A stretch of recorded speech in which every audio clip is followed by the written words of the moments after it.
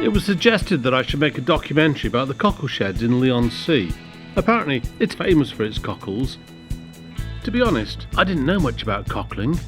I didn't even know where Leigh On Sea was. Turns out it's a small fishing town, set at the foot of the hillside and situated on the Thames estuary. It's just a couple of miles down the coast from Southend. And although it's almost within walking distance, it's a very different place, without the typical amusements or noisy arcades. Instead, it seems that people are attracted to Leigh by the fish suppliers and the wide range of places to eat or drink. There are 4 public houses within only a short distance of each other, and it's easy to imagine that hardly anything's changed here over the years. Public houses typically play an important part in maritime life, and Leigh is no exception. I was told about the tradition of Live Friday. It's where fishermen would meet every Friday night at 5 o'clock in the Peterboat public house to check that everybody had returned safely from the sea and there were no losses. The area is rich in fish, which could be caught without venturing beyond the Thames estuary, especially shellfish, cockles, mussels, shrimps. Cockles live just beneath the sand and for generations have been harvested by raking them out at low tide. Cocklers would sail out with the tide, anchor, and then wait for the tide to fully recede before getting out to rake up the cockles, scooping them into baskets ready to take them back when the tide turned. Typically, the old cockle boats could carry around 100 baskets, that's about 2 tons at a time. It was labour-intensive and very hard work. Leigh also capitalised on supplying London with popular snacks, particularly winkles, whelks, jellied eels, mussels and cockles, which were often sold outside London pubs. Many traders didn't have scales, so pint or half-pint tankers were used to measure out the shellfish. It's a tradition that continues today. The Endeavour is one of the largest of Leigh's older cockling boats and could hold as much as 200 baskets. That's about 5 tons of cockles. The LO-41 was built in the 1920s and joined the armada of little boats, which successfully helped to ferry troops between the shore and the larger ships during the evacuation of Dunkirk in 1940, and it's commemorated today.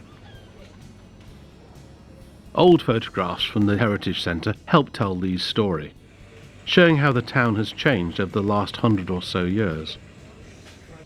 The railway station has moved down the line, and the old building has become the local sailing club. Trains still run adjacent to the beach, but the old level crossing has been replaced by a bridge. And the railway track still separates the fishing harbour from the rest of the town. A lot of the past can still be seen in the current buildings. One constant revealed by the Heritage Centre photographs is the Osborne's cockle sheds, which still supply snacks direct to customers today. The Osborne family has been in Leigh for generations, supplying both fresh and cooked fish since starting their business back in the 1880s. The Heritage Centre's restored Fisherman's Cottage, set in 1850, also gives an insight into life from those days. This is the bedroom for a family of 10. It's likely that the girls over the age of 12 would have gone into domestic service, and so it's probable there were actually only 8 people sharing this room. It's in stark contrast to life today.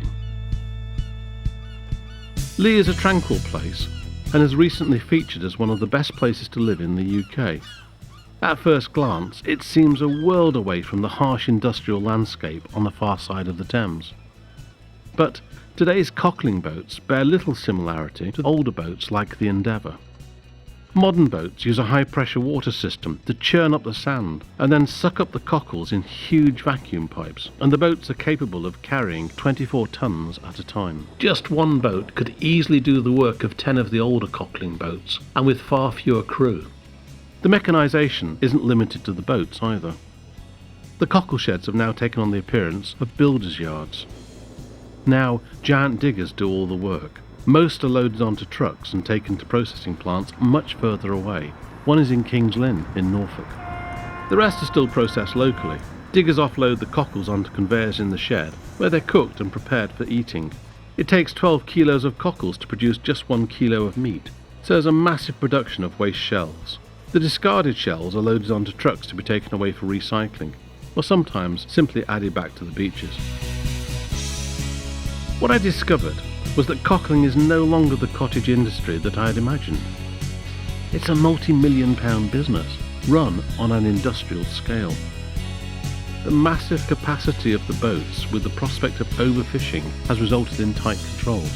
In 2018, cockling was only permitted 2 days a week during the season, and the boats limited to around 12 tonnes per trip.